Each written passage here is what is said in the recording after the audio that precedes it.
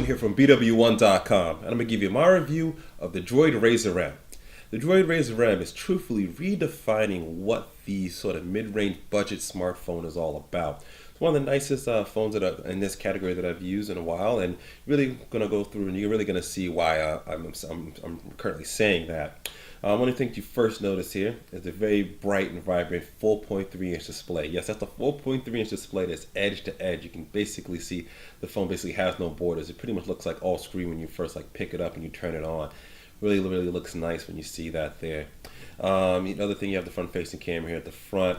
You do have a micro SD card slot. Comes with 8 gigabytes built in, but you can actually add another 32 gigabytes if you want to as well.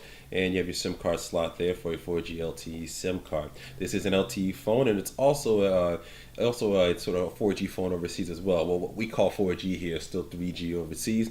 It basically supports HSPA plus 21 megabits. So you're going to be able to get fast data speeds here and when you're overseas as well too, right out of the box. So that's great. You can see it sort of has this nice industrial design. You can see the screws here. That's pretty good. I think a really nice look to it. Micro USB port there. No HDMI out port on this, so that's one of the shortcomings of it compared to the other new family members in the RAZR HD and the RAZR HD MAXX there to have a little more there. You have your power button and you have your volume buttons right here. Headphone jack here at the top. You have a non-removable battery that is 1750 milliamp. 2000 milliamp hour non-removable battery. It gets a pretty good battery life with it. I was able to go about a day without needing a charge with it, and that's with casual use. That's pretty much someone that would use this phone that wouldn't be a power user. They'd be using maybe one email, Facebook, Twitter, a few things like that. That's pretty much what I was kind of using here with the usage with it. And you'll notice that you probably get about that. Power users, you're probably still going to want to charge at least one time through the day with it, but overall you do get some pretty good battery life on this. It does come with a 8 megapixel camera with LED flash.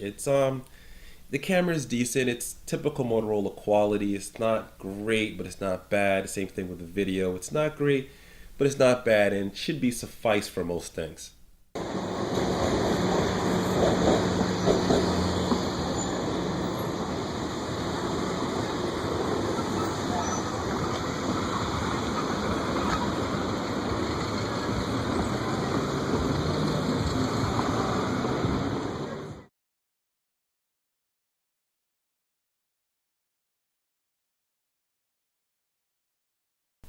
The RAZR M comes with Android 4.0 Ice Cream Sandwich with an upgrade to the latest version of Jelly Bean promised sometime in the fall.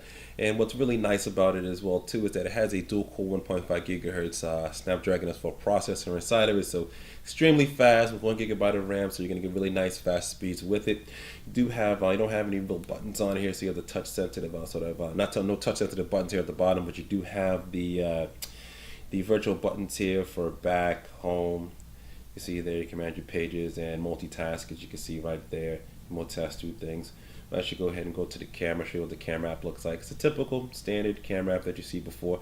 One of the things I did notice that there isn't any zero shutter lag with this, so you can take pictures, but you can't keep repeatedly taking them like you can do on other phones. So that seems like that's one feature they've taken away from it.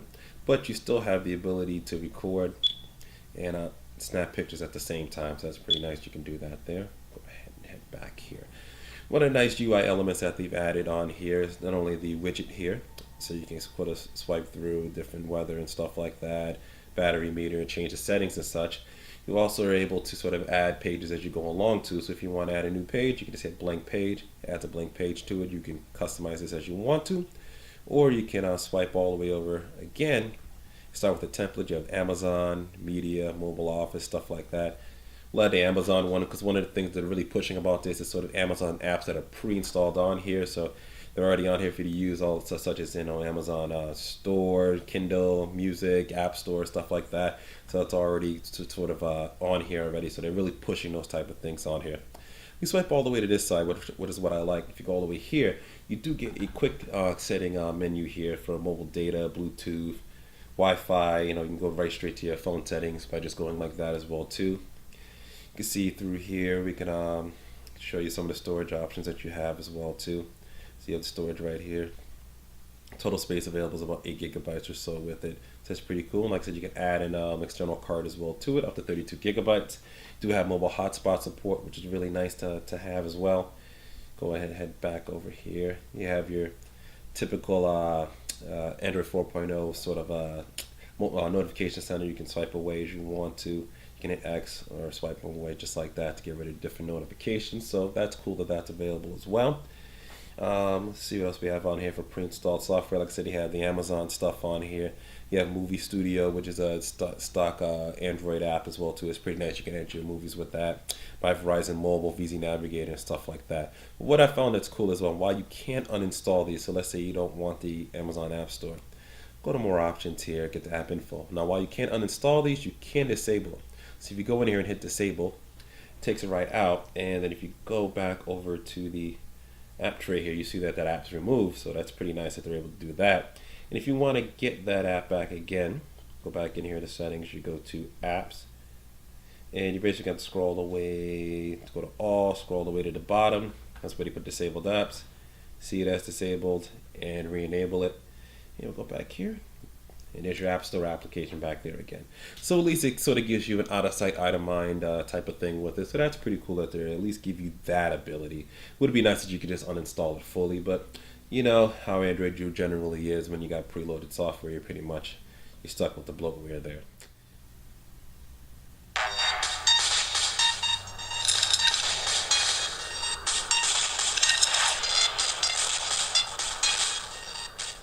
From BWOne.com. We're going to do unboxing of the Okay, Nintendo so 3DS what I really wanted to show you here and emphasize here is how loud the speaker is and also how good the screen quality is, as you can see here with the video. 4.3 inches, nice pixel rating with it, and you can just see how nice it really looks on this screen, and really look like the phone is an entire screen. I really have been impressed with sort of how they got this edge of display. It looks just really nice on here. So go ahead and hit back here. We'll actually show you some, go ahead and hit home here. We'll actually go into the gallery as well too, and we'll show some pictures to better emphasize the how good this screen really is, and I'm really going to be impressed. You're really going to be impressed with it. So we'll go ahead and pick up some things here. Rotate here, you can see how nice the screen here is, even on a rainy day. Really nice screen. Zoom right in, get some nice detail. Really nice overall right there. But good call quality. People can hear me well. I can hear them well on the other end.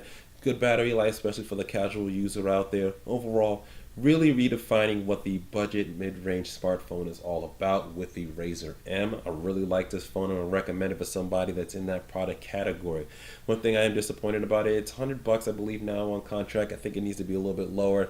I'm pretty sure you'll find it at $50 or even maybe even free at some point, and I really think that's where this should be at, because I think a lot of people, once they see the screen display and really put their hands in it, feel the build quality of it. Overall, it's a really, really good phone.